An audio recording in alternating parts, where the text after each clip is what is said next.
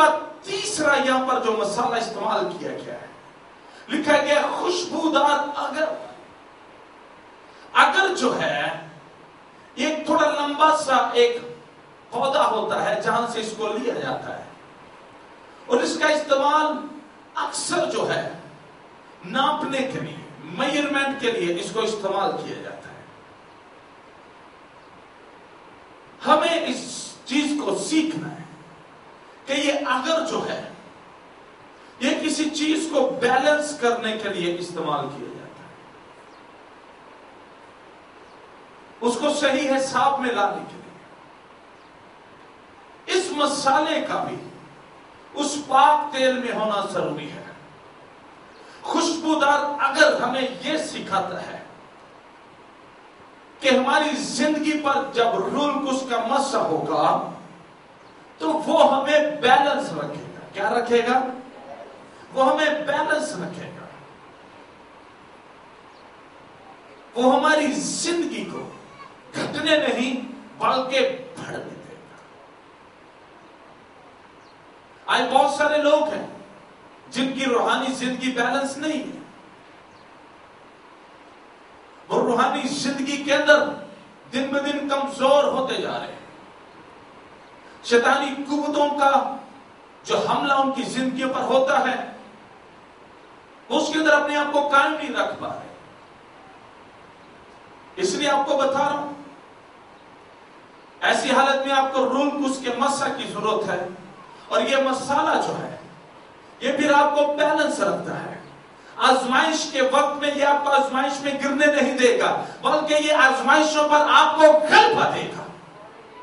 مشکل وقت کے اندر، کڑواہٹ کے اندر یہ آپ کو پیچھے نہیں جانے دے گا، بلکہ آپ کی روحانی زندگی کو بیلنس کرے گا، آپ کو آگے کی طرف یہ لے کر جائے گا۔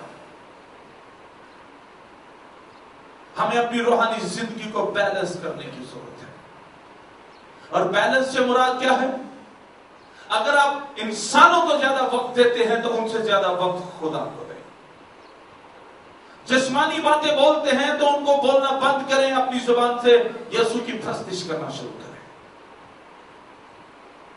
آپ خداوند سے زیادہ کس چیز کو زیادہ وقت دیتے ہیں، اس چیز کو کٹ کریں۔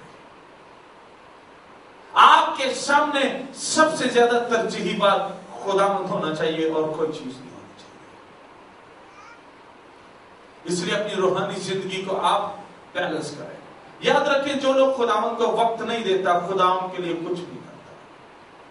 کو کرے گا؟ یہ بات اپنے ذہن سے نکال دیں۔ یا اگر کوئی سکھانے والے اگر آپ کو ایسا سکھاتے ہیں تو وہ غلط سکھاتے ہیں۔ کوئی بھی کلام ایسی چیز کا ہمیں والا نہیں دیتا کہ اب جتنا مرضی گناہ کریں، آپ نے جانا تو ابراہیم کی گود میں ہی ہے۔ چھوٹے ہیں ایسے لوگ جو کہتے ہیں،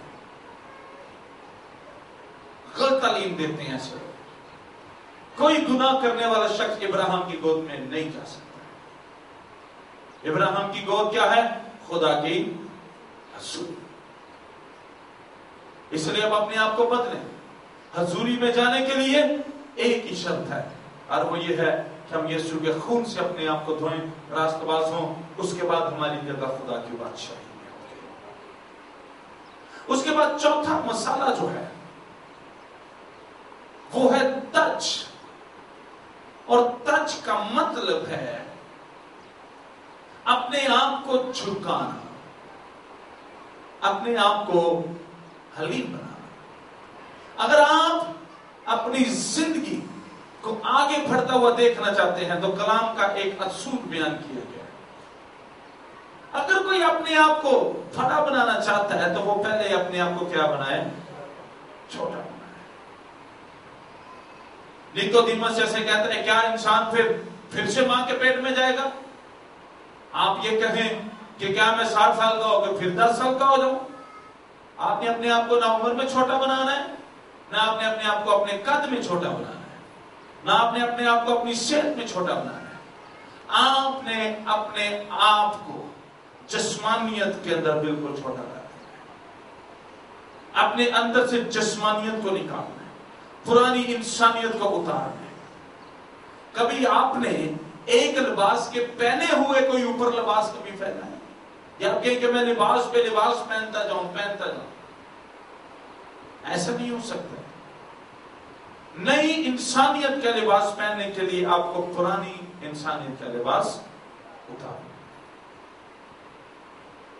تو یہاں پر یہ مسئلہ اس لیے استعمال میں لایا گیا کیونکہ اس کا مطلب ہے جھکنا، اپنے آپ کو حلیم بنانا.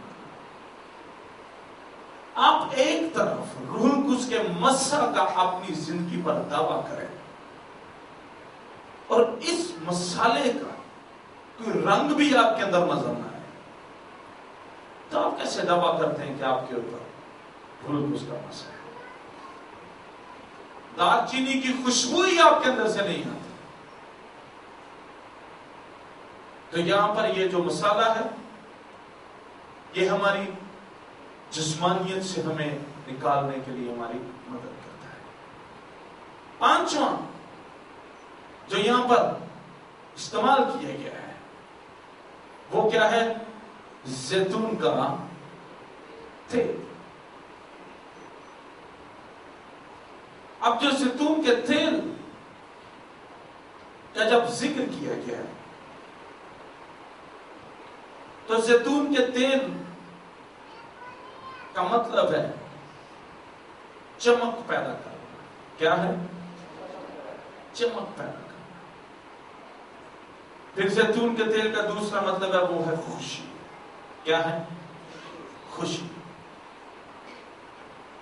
اب جب یہ پانچوں چیزوں کو اکٹھا کیا گیا اس وقت پھر مسح کرنے کا پاک تیل مکمل ہو گیا. بہت سے تیل ہیں لیکن خاص زیتون کے تیل کا استعمال اس لیے کیا گیا کیونکہ چمک پیدا کرتا اور یہ خوشی پیدا کرتا. تو میرے بہن اور بھائیوں، جب پاک تیل مکمل ہو گیا تو اس پاک تیل سے جب کسی کو پھر مسح کیا گیا تو وہ کس لیے مسح کیا گیا کہ اب یہ خاص کام کے لیے مخصوص ہے. اب اس کی زندگی کے اندر کڑواہٹ کے بعد اب خوشبو بھی آئے گی، آرام بھی آئے گی، کیونکہ دارچینی کا مطلب ہے آرام، خوشبو. اور اب اس کی زندگی جو ہے وہ بیلنس بھی رہے گی. اب یہ آزمائشوں میں گرے گا نہیں بلکہ یہ اب اپنی طرف آنے والے طوفانوں کو تھم جانے کا حکم یہ دے گا. اس کے بعد پھر اب اس کی زندگی میں جھکاؤ بھی آئے گا. اس لیے تو لوگ کہتے ہیں نا کہ پھل جو ہے وہ جھکی ہوئی ڈالی کے اوپر جو ہے وہ لگا ہوتا ہے، جس کے اوپر وہ پھر جھکتی ہے. جس ڈالی پر پھل ہو وہ جھکی ہوئی ہوتی ہے. ہمیں اپنے آپ کو حلیم بنانا ہے. حلیم ہم کس طرح سے اپنے آپ کو بناتے ہیں؟ ہم اپنے آپ کو بدلتے ہیں. کیا کرتے ہیں؟ بدلتے ہیں. اپنی جسمانیت کا انکار کرتے ہیں. کلام میں لکھا ہے موسیٰ نے جب موسیٰ بڑا ہوا تو موسیٰ نے فرعون کی بیٹی کا بیٹا کہلوانے سے انکار کر. تو وہ وقت جو موسیٰ نے فرعون کی بیٹی کے ساتھ گزارا، جس نے اس کو پالا ہے، اس نے انکار کر دیا کیونکہ اس نے پہچان کر لی کہ میرا